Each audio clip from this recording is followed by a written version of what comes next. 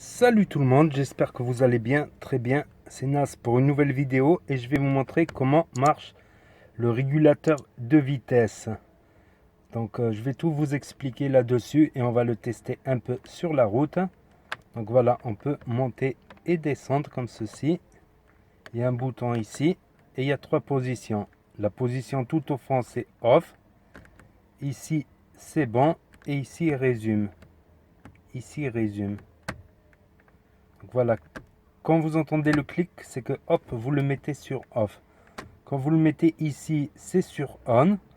Voilà, vous roulez par exemple, vous arrivez à 50 km/h.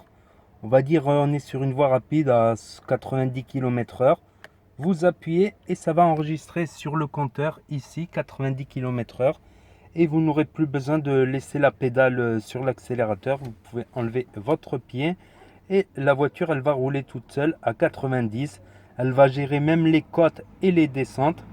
Donc voilà, vous êtes sur la position du milieu. Vous avez mis le régulateur de vitesse. Tout qui marche bien. Et si vous appuyez sur le frein, eh ben, vous arrêtez le régulateur de vitesse. Vous arrêtez le régulateur de vitesse. Voilà, vous avez freiné parce qu'il y a un peu de circulation. Vous devez ralentir. Vous freinez, le régulateur de vitesse s'arrête tout seul. Sinon, vous pouvez l'arrêter définitivement en cliquant vers le fond. Mais une fois qu'il est arrêté, vous n'avez rien touché ici parce que vous avez arrêté avec le frein.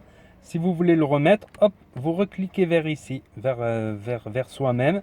Et il se remet automatiquement à la vitesse qui était programmée. Donc quand il est aussi en position on comme ça, voilà, il est en position on n'est pas obligé de freiner pour l'arrêter. Ce qu'on peut faire, on peut cliquer une fois. Voilà, cliquer une fois qu'il revienne. Et on l'arrête, et pour le remettre, ben, il faudra cliquer comme ceci vers l'avant. Et pour l'arrêter, on peut l'arrêter, hop là, pas cliquer comme ça, vous voyez ce que je veux dire? Juste cliquer comme ça, pas que ça s'engage au fond. Voilà le petit clic qui revient, voilà le petit clic qui revient, et vice versa pour le remettre, pour l'arrêter. Et pour l'arrêter définitivement, si vous cliquez là, voilà, et il ne mémorisera plus la vitesse que vous avez enregistrée ici. Voilà, grâce à ces boutons ou en accélérant et en cliquant là. Voilà, petite précision que j'avais oubliée. Et aussi, ce que vous pouvez faire, si vous êtes en train de rouler, au lieu d'appuyer sur la pédale, voilà, vous êtes à 110 par exemple sur l'autoroute, à 110, vous l'avez réglé, hop, à 110. Vous êtes à 110, puis vous voyez dans la signalisation que c'est autorisé à 130. Donc vous pouvez augmenter comme ça, vous appuyez vers le haut comme ça, vous voyez, et vous augmentez de 2 km/h en 2 km/h, puis ça va de plus en plus vite, tac. Et dès que vous arrivez à 130, hop, vous lâchez, vous n'avez même plus besoin d'accélérer avec le pied, et ça va rester stabilisé à 130. Comme je vous le rappelle, si vous freinez, hop, vous arrêtez le régulateur de vitesse, et pour le remettre, vous cliquez vers vous. Ou si vous voulez l'arrêter définitivement, hop, vous cliquez là au fond, mais du coup, il va réinitialiser les vitesses qui étaient enregistrées, elles vont s'enlever automatiquement. Le régulateur de vitesse, c'est vraiment pas mal, franchement. Voilà, si on est sur une voie rapide, sur une autoroute, tout ça, on met le régulateur de vitesse à la vitesse autorisée, 90 là par exemple, et elle roule toute seule à 90. J'ai plus besoin d'accélérer, j'ai plus besoin du tout d'accélérer. Voilà, je tiens le volant en fait. J'ai les deux pieds qui se relaxent, je peux discuter par exemple. Il faut surveiller la route quand même. Le plus important, c'est de surveiller la route. D'ailleurs, c'est ça que je reproche un peu au régulateur de vitesse. Donc, ce que je reproche, c'est qu'au retour d'Avignon, j'étais fatigué. Bon, j'ai fait des pauses dans les aires de station de repos. J'ai mangé des sucreries. Moi, les sucreries, ça me réveille quand je suis fatigué. Ce que je reproche, c'est que voilà, ça peut instaurer de la monotonie.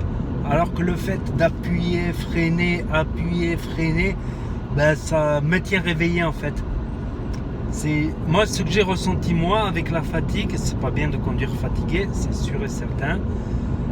D'ailleurs, j'ai failli dormir sur une aire de repos. Franchement, j'ai commencé à m'endormir, puis après j'ai mangé, ça m'a réveillé.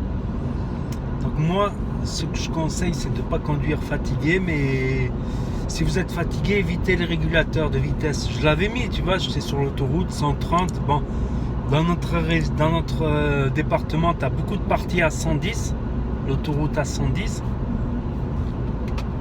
Je vais me mettre à gauche. Donc le défaut, voilà, c'est si vous êtes fatigué, le régulateur de vitesse peut vous mettre dans un état, voilà. Avec le régulateur de vitesse, là, les nouvelles voitures qui ont les détections devant, derrière, sur les côtés, on n'est pas loin de la conduite 100% autonome. Mais c'est un plaisir la conduite quand même. C'est un plaisir. Des fois je conduis juste pour le plaisir, pour faire un tour, pour le plaisir de piloter. Donc n'hésitez pas à mettre un gros pouce bleu, à commenter, à partager, à vous abonner et à cliquer sur la cloche. Et je vous dis à très bientôt les amis les potos pour de nouvelles vidéos.